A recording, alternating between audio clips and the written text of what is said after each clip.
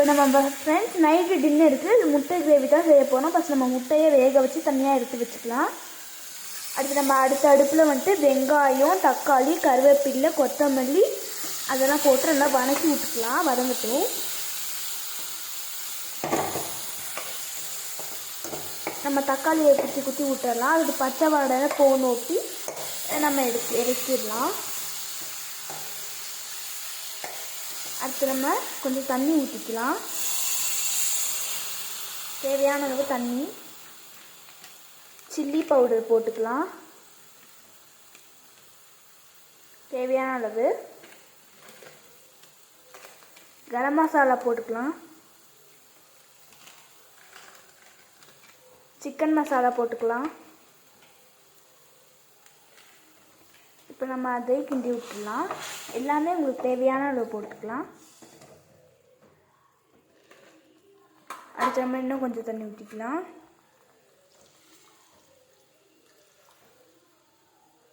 உங்களுக்கு நீங்கள் எவ்வளோ கிரேவி பண்ண போகிறீங்களோ அவ்வளோ தண்ணி ஊற்றிக்கலாம். நீங்கள்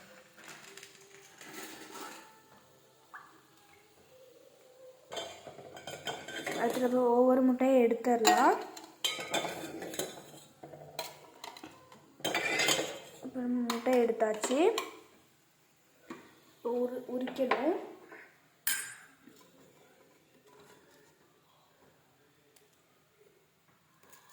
பார்த்தீங்கன்னா நல்லா ஓடெல்லாம் வருது, சதை வராமல். இந்த மாதிரி வேக வச்சுக்கோங்க.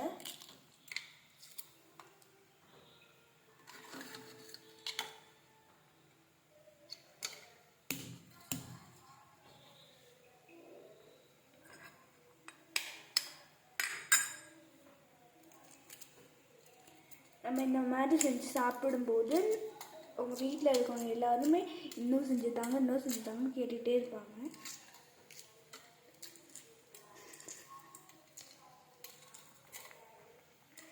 இப்போ இன்னொரு அடுப்பில் பார்த்தீங்கன்னா நம்ம வேக வச்சதுலாம் அப்படியே வெந்துட்டுருக்கு ஃப்ரெண்ட்ஸ். நல்லா வெந்துட்டுருக்கு. நமக்கு அப்பப்போ வதக்கி விட்டுக்கணும்.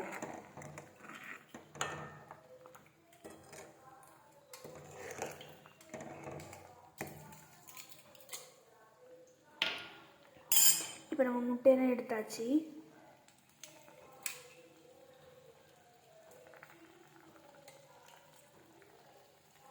இன்னொரு அடுப்பில் அது வேகட்டும்.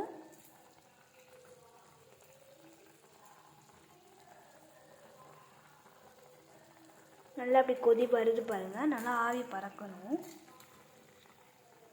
இப்படி அடுப்பு வந்துட்டு இவ்வளோ வச்சுக்கோங்க. நம்ம அப்படியே இப்படியே குத்தி குத்தி வச்சுக்கலாம்.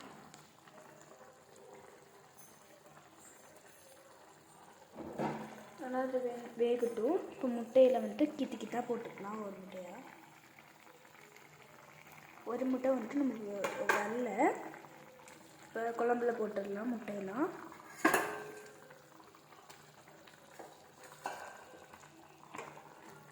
போட்டு அப்படியே குழம்பு மேலே முட்டை மேலே குழம்பு எடுத்து ஊற்றிக்கலாம். அப்படியே பார்த்தா சாரெல்லாம் உள்ளே இறங்கி டேஸ்ட் கொடுக்கும்.